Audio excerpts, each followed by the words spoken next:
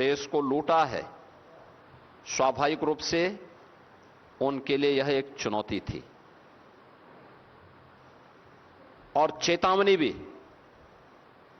और इसीलिए उन्होंने हमेशा किसी भी ऐसे प्रोग्रेसिव कदम का जो प्रधानमंत्री मोदी जी के नेतृत्व में जब भी उठा है, कांग्रेस और उसके जितने भी पार्टनर हैं,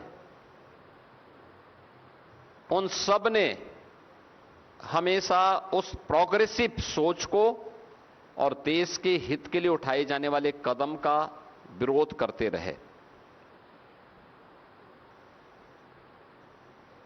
आज के जो पीसी है, यह विशेष रूप से नारी शक्ति वंदन अधिनियम के देश से क्या कुछ हुआ और पब्लिक रिएक्शन क्या है,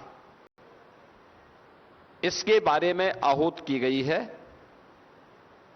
मित्रों, हम कह सकते हैं आधी आबादी के मन में विपक्ष के इस नारी विरोधी आचरण के बारे में भारी आक्रोश है और वह आक्रोश कांग्रेस और इंडी गठबंधन के सहयोगी दल समाजवादी पार्टी, आरजेडी,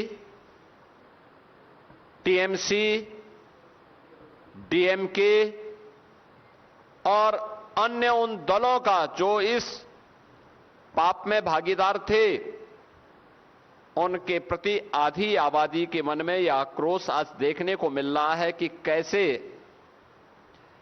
एक और प्रधानमंत्री जी के द्वारा उठाए जाने वाले एक एक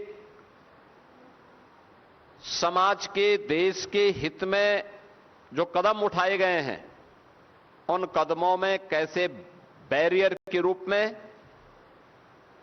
और उन कदमों को आगे बढ़ने से रोकने के लिए इंडी गठबंधन किस हद तक जाकर के षड्यंत्र करता है। 2023 में नारी शक्ति वंदन अधिनियम पारित हुआ था, लेकिन जब महिला संगठनों, सामाजिक संगठनों ने इस बात की मांग की कि यह अधिनियम 34 की बजाय 29 में लागू हो, तो उनकी मांग के अनुरूप प्रधानमंत्री जी ने सभी पक्षों से विचार विमर्श करने के उपरांत यूनियन गवर्नमेंट नारी शक्ति वंदन अधिनियम 2023 में आवश्यक संशोधन लेकर के आई। इसके लिए संसद का 16, 17, 18 को विशेष अधिवेशन भी हुआ। कुछ राज्यों ने इस बारे में मांग उठाई थी कि ऐसा न हो कि इसके माध्यम से उनके हक को कम कर दिया जाए।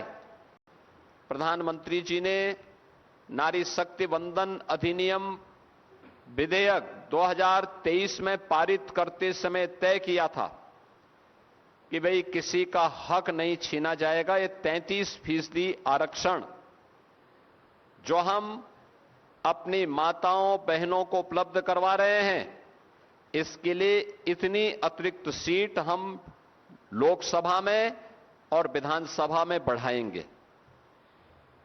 जब इधर ये बात चर्चा में आई कि दक्षिण भारत के राज्य मांग उठा रहे हैं कि साहब हमारा हक कम होगा, तो प्रधानमंत्री जी ने इस बात के लिए और माननीय गृह मंत्री जी ने भी इस बात के लिए आश्वस्त किया कि 2011 की जनगणना के अनुसार जो व्यवस्था है उसी के तहत जैसे अन्य राज्यों में, उत्तर के राज्यों में, पूरब के राज्यों में बढ़ेंगे, वैसे ही दक्षिण के राज्यों में भी वह अनुपात, उसी अनुपात में ये बढ़ेगा। हक किसी का कम नहीं होना है। केवल एक ही इच्छा है कि सारा सदन मिलकर के भारत की नारी को सुरक्षा, सम्मान और स्वावलंबन के प्रत्येक नारी शक्ति वंदन अधिनियम को इस संशोधन के साथ पारित करके 2029 में उनका अधिकार दे दे। लेकिन जो दृश्य वास्तव में सदन के अंदर इंडी गठबंधन का रहा है। Congress, Samajwadi party, TMC, DMK का रहा है। यह पूरी तरीके से एक बार उस दृश्य की ओर ध्यान आकर्षित करता है जो भरी सभा में द्रौपदी का चीरहरण जैसा दृश्य था। किस प्रकार की टिप्पणी और गैर जिम्मेदाराना टिप्पणियां विपक्ष के द्वारा की गई और किस प्रकार का आचरण किया गया, यह किसी से छुपा हुआ नहीं है। और इसीलिए मैं आज के इस माध्यम से बताना चाहता हूं कि इन सब आश्वासनों के बावजूद सर्वसम्मति से कार्य होता तो स्वाभाविक रूप से पूरे सदन को इसका श्रेय मिलता, नारी को उसका सम्मान, उनकी सुरक्षा और स्वावलंबन के लिए जो कदम उठाए जा रहे थे यह हक मिलता जो उसका स्वाभाविक अधिकार है। लेकिन इसमें जो बातें की गई, लोगों ने ऐसे मुद्दों को लाने का प्रयास किया, जैसे समाजवादी पार्टी ने उसमें मुद्दा छेड़ा कि इसमें मुस्लिम महिलाओं को आरक्षण क्यों नहीं मिल पा रहा है। देखो, ये संविधान की दुहाई देते हैं, लेकिन बाबा साहब भीमराव अंबेडकर की भावनाओं की प्रतिकूल आचरण इनका यहां पर भी देखने को मिला। याद करिए, जब भारत का संविधान निर्माण हो रहा था, उस समय संविधान निर्माण होते समय भी धर्म के आधार पर आरक्षण देने की मांग उठी थी। सर्वसम्मति से इसका वहां पर सभी पक्षों ने विरोध किया था। बाबा साहब भीमराव अंबेडकर ने इस पर बहुत तीखी टिप्पणी लिखी थी कि एक बार विभाजन हो गया है, भारत दूसरे विभाजन के लिए तैयार नहीं हो सकता। लोह पुरुष सरदार वल्लभ भाई पटेल ने विरोध किया। उस समय के संविधान निर्माण समिति से जुड़े हुए सभी सदस्यों ने इसका पुरजोर विरोध किया, लेकिन समाजवादी पार्टी और उनके जो अन्य सहयोगी हैं कांग्रेस की उस रणनीति में, मैं पूछना चाहता हूं कांग्रेस से, समाजवादी पार्टी से,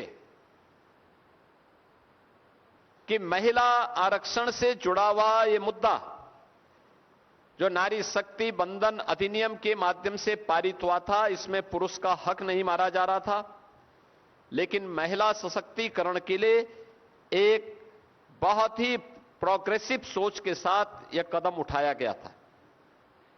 आज जब आप मुस्लिम महिलाओं की बात करते हैं, वे तब कहां थे जब साबानो प्रकरण में कांग्रेस की सरकार ने मुस्लिम महिलाओं के अधिकार को पूरी तरह उन्हें वंचित करने का प्रयास किया। याद करिए, ये इंडी गठबंधन है।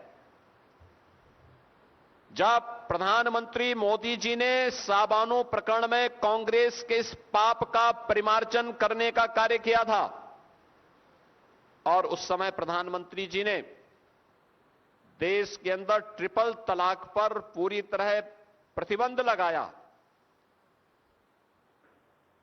भारत का कानून शादी ब्याह के लिए भारत के प्रत्येक नागरिक पर समान रूप से लागू होगा।